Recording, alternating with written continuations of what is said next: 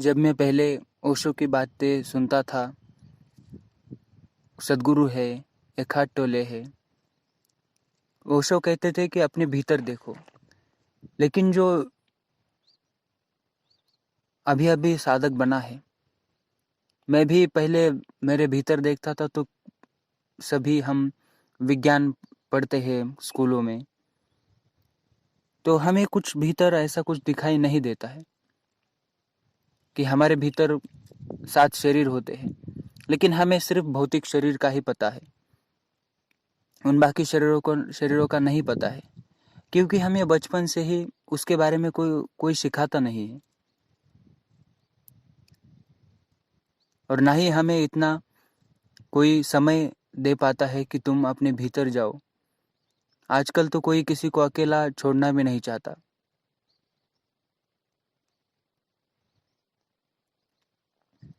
लेकिन अकेला होना कोई पागलपन होना नहीं है।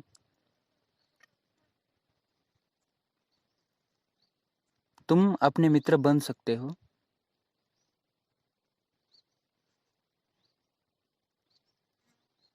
तुम शांति को उपलब्ध हो सकते हो।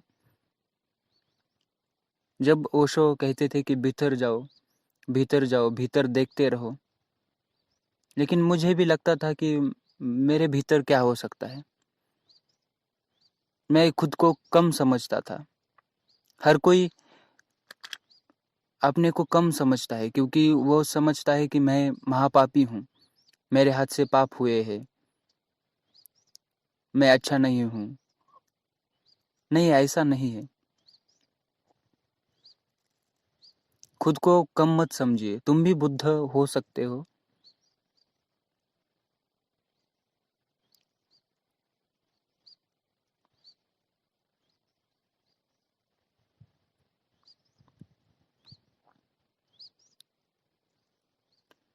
और जैसे जैसे आप भीतर जाओगे, आपका प्रेम बढ़ेगा। जो भी आप भीतर दबाए हुए हैं, उसे कहीं अकेले बैठकर या सुबह कहीं बाहर जाकर आप भीतर देखते रहे कि क्या क्या बचपन से आपने भीतर दबाया हुआ है, उसे बाहर आने दें। तब आप देखेंगे कि आप कितने शांत हो रहे हैं। कितनी भी वासनाएं हो, किसी के भी प्रति कितनी ही गलत वासनाएं हो, दबाइए मत, आप सिर्फ देखने वाले हो। अगर हमें किसी ने बताया नहीं होता कि आपका जन्म हुआ है, तो हमें कैसे पता चलता कि हमारा जन्म हुआ है। यही उसकी लीला है। हम यहाँ पर आते हैं, यहाँ पर आने का उद्देश्य सिर्फ जीना है। यहाँ पर कोई पर्पस नहीं है लाइफ का। लाइफ का purpose only dance and romance, this is the purpose. Future में क्या है, हमें ये शरीर छोड़ के जाना है। और भूतकाल में हम देखें तो हमारे पास ये शरीर भी नहीं था, हम शरीर में आए थे। तो क्या है पर्पस, क्यों हम जी रहे हैं?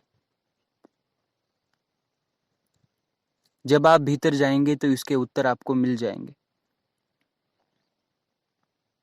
मैं कौन हूं, ये सवाल खुद से करिए। तो जो शरीर के भीतर जो आप बैठे हुए आपकी चेतना है, वो आपको दिखाई देने पड़ेगी, दिखाई देने लगेगी।